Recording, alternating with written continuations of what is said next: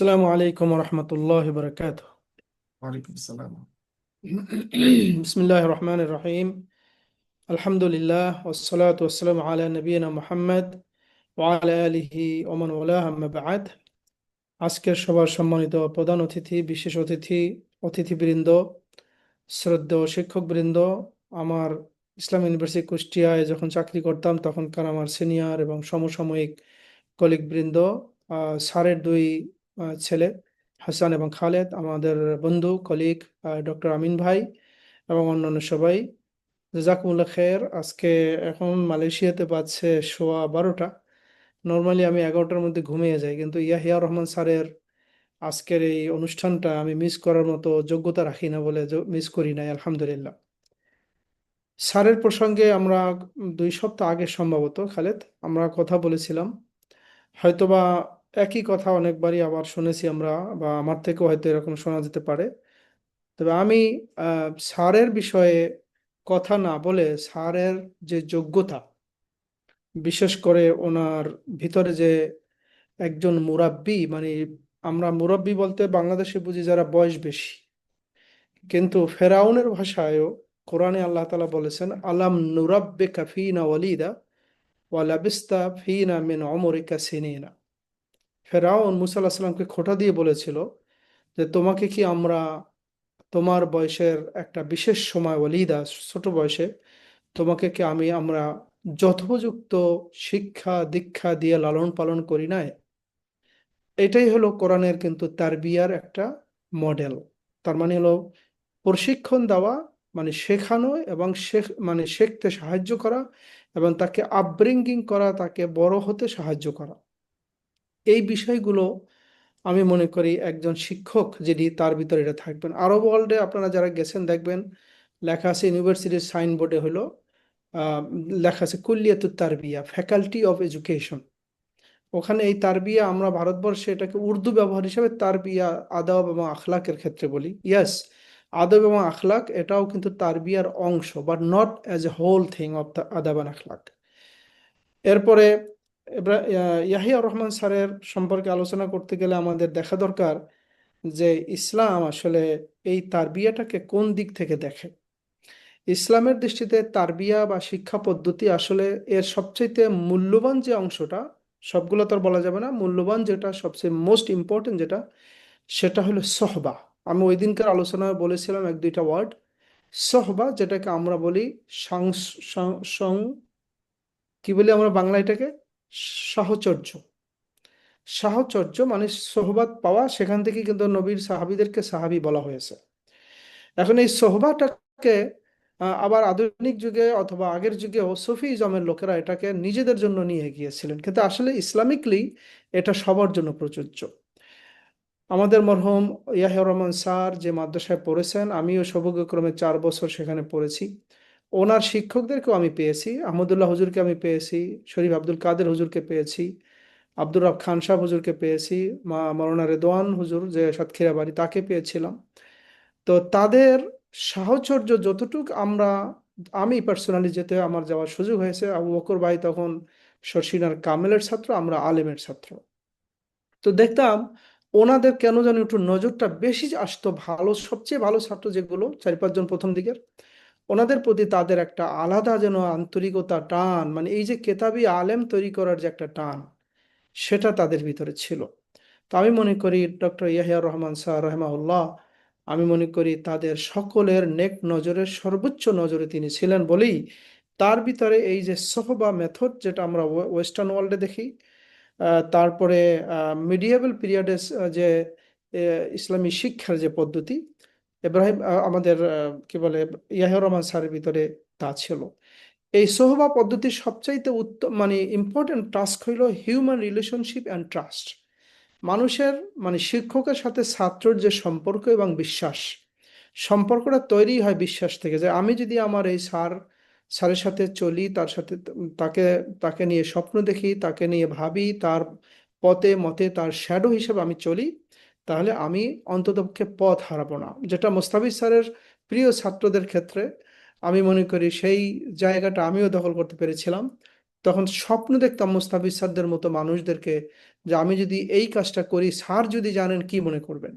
আমার মনে হয় এই ট্রাস্ট স্যারেরা, আমাদের ইয়াহিয়া রহমান স্যার সহ, ইভেন তার ভাই আমাদের সোলাইমান স্যার সহ, তাদের যারা সবচেয়ে প্রিয় ছাত্র, তাদের ভিতরে এই রিলেশনটা ডেভেলপ করে।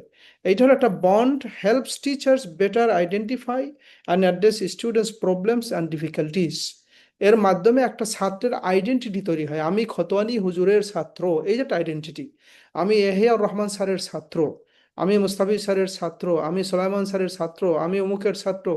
এই যে একটা আইডেন্টিটি আমাদের ভিতরে আসে, এটার মাধ্যমে কিন্তু এখন না হয় ক্লাসে, মানে মানুষ ইউনিভার্সিটি কলেজে গিয়ে বা ক্লাসরুমে শেখে, আগে তো ওয়ান টু ওয়ান লার্নিং করতো মানুষ। এটাই ছিল মানে মনে করি সোহবাতের জন্য সবচেয়ে বেশি। তাদের মাধ্যমে একটা হোলিস্টিক ডেভেলপমেন্ট হয়, যেটা ফেরাউন বলেছে, আলাম নুরাব্বিকা ফিনা ওয়ালিদা, তোমাকে কি আমরা এভাবে বেড়ে উঠতে সাহায্য করি নাই? শিক্ষকদের সাথে আমি মনে করি যে সবচেয়ে প্রিয় শিক্ষক, যার ভিতরে আদর্শ আছে, কুদুয়া এবং উসওয়া আছে, তার সাথে যেই ছাত্রটি শেখেন, আমি তাকে ইসলামের দৃষ্টিতেও তার ভিতরে একটা হলিস্টিক একটা ডেভেলপমেন্ট তৈরি হয়, তার ভিতরে একটা চারিত্রিক একটা গুণাবলী তৈরি হয়।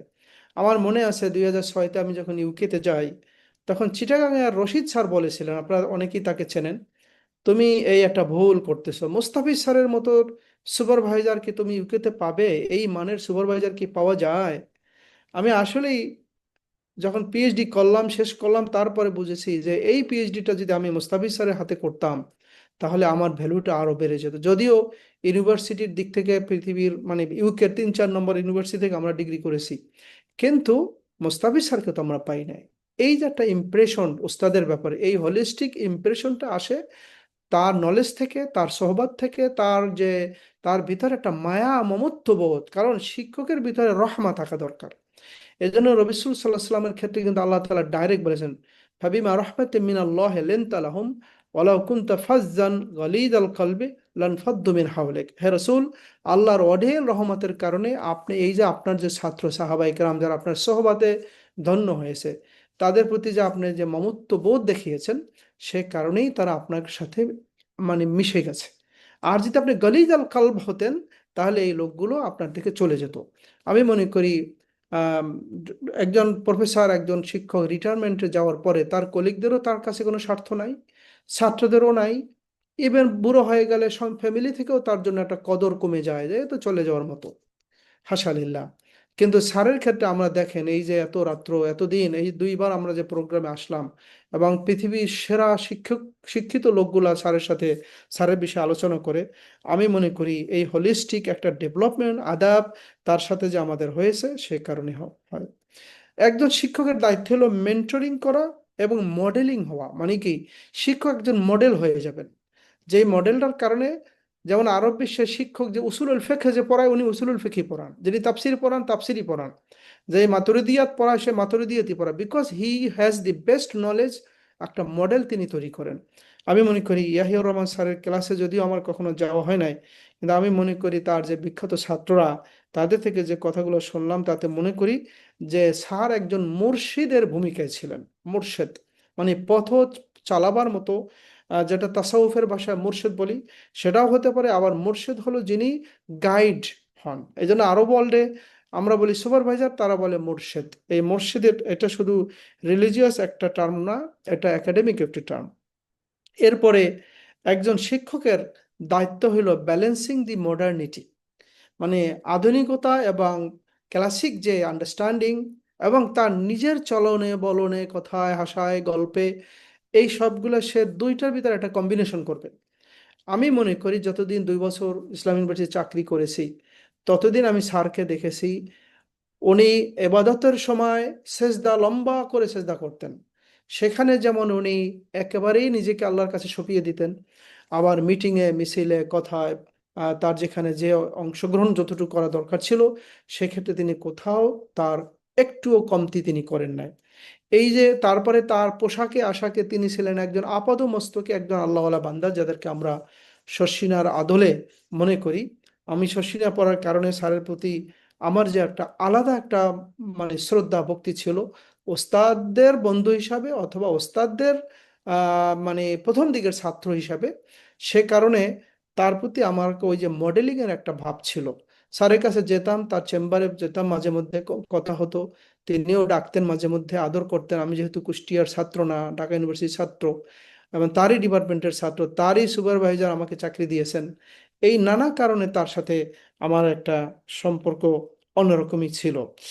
সর্বশেষ আমি যেটা বলবো, 2 বছর আগে সম্ভবত প্যান্ডামিকের পর পর বা এক বছর পর হঠাৎ করে একটা আননোন ফোন, আমি ডক্টর ইয়াহিয়া রহমান বলছি, মাহমুদ বিন সাঈদ, মানে তার সেই যে ভলিউমটা, সেটা তো আমি কপি করতে পারবো না। আমি তো ভয় পাইছি যে স্যারে আমার কোনো বেয়াদবি কোথাও থেকে লক্ষ্য করলেন কিনা। পরে বাবা বললেন বললেন বাবা কেমন আছো, তোমার সাথে কথা হয় না, সব ঠিক আছে তো? এভাবে মনে করেন 2-3 মিনিট কথা বলে এখন রাখি, আল্লাহ হাফেজ, শেষ। তা আমি মনে করি যে ইসলামিক ইউনিভার্সিটির 4-5 টিচারের কেউ স্যারের মতো হঠাৎ করে আমাকে একবার ফোন করে জানতে কোনোদিন চেয়েছেন, বন্ধু 2-4 জনের সাথে কথা হয়, এর বাইরে আমার জানা নেই।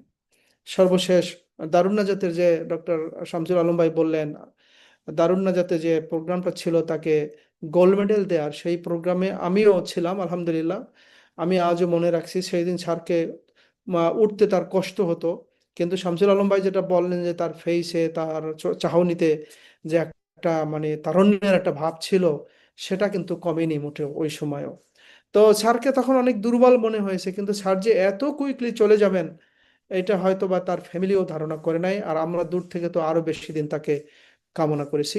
সকলের সাথে আমি যেই প্রস্তাবগুলো আগের বারও দিয়েছিলাম আমি আর রিপিট করব না, শুধুমাত্র আমরা স্যারকে, মানে মরহুম স্যারকে তার কর্মে, তার যে রিসার্চ, তার কি বলবো, তিনি যা কিছু শিখিয়ে গেছেন, স্পেশালি তার শিক্ষা পদ্ধতি, যেটা আমরা শিক্ষা পদ্ধতি বলতে যেটা যেভাবে আমরা বলি ওয়েস্টার্ন এডুকেশন সিস্টেমে, এটাকে আরো ব্যাপকভাবে অনেক ডিপলি আলোচনা করা হয়। আমরা মনে করি 2-4টা আর্টিকেল যদি সেভাবে আসে, তার কলিগরা, তার ছাত্ররা, তার ফ্যামিলি সবাই মিলে প্রচুর আর্টিকেল লিখতে পারবেন। কিন্তু আমরা স্যারের শিক্ষা ও পাঠদান পদ্ধতি, এটার সাথে ওয়েস্টার্ন এডুকেশন ফিলোসফি, থিওরি, এবং ইসলামিক এডুকেশন থিওরি প্র্যাকটিস, এগুলোর সাথে কি রিলেশন আছে, এইসব বিষয়ে আমরা লেখালেখি করতে চাই, যেটা আবার আমাদের অন্যান্য কলিগদের, ফিউচার স্টুডেন্ট এবং লার্নারদের জন্য এটা একটা বড় ধরনের উপাত্ত হবে। আল্লাহ তাআলা আমাদের সকলকে তৌফিক দান করুন। আমি একটু বেশি সময় নিয়ে নিলাম, খালেদ এবং হাসান মাফ করে দিও ভাই। এই আর সবাই আমরা তার জন্য দোয়া করি, মরহুম এবং মরহুমা দুজনের জন্য। আমার আব্বাও এবছর ইন্তেকাল করেছেন। আব্বা স্যারকে ব্যক্তিগতভাবে চিনতেন, এবছর ফেব্রুয়ারিতে তিনি ইন্তেকাল করছেন। আমরা আসেন সকল মুরব্বীদের জন্য দোয়া করি। আমাদের ওস্তাদ যারা দুনিয়া থেকে চলে গেছেন, অধিকাংশই আমার ওস্তাদ, অধিকাংশ মানে দুনিয়া থেকে চলে গেছেন, এবং সেটা ঢাকা ইউনিভার্সিটি হোক, আলিয়া হোক, প্রাইমারি সেকেন্ডারি কলেজ মাদ্রাসা, অধিকাংশ স্যাররাই চলে গেছেন, একদিন আমরাও চলে যাব। তো আমরা দোয়া করি মরহুম ডক্টর আব্দুল ইয়াহিয়া রহমান স্যারকে আল্লাহ তাআলা জান্নাতের মানে আল মাকামুল আলা তাকে দান করুন, জান্নাতুল ফেরদাউস দান করুন, এবং তাকে মাফ করুন, তার ফ্যামিলিকে ধৈর্য ধারণ করার তৌফিক দান করুন। যে নেক সন্তান তিনি রেখে গিয়েছেন, তাদের মতো সন্তান আমাদের সকলের ঘরে ঘরে আল্লাহ তাআলা দান করুন। আমিন ওয়া আখির দাওয়ানা আলহামদুলিল্লাহি রাব্বিল আলামিন। আসসালামু আলাইকুম ওয়া রাহমাতুল্লাহি তাআলা ওয়া বারাকাতুহু।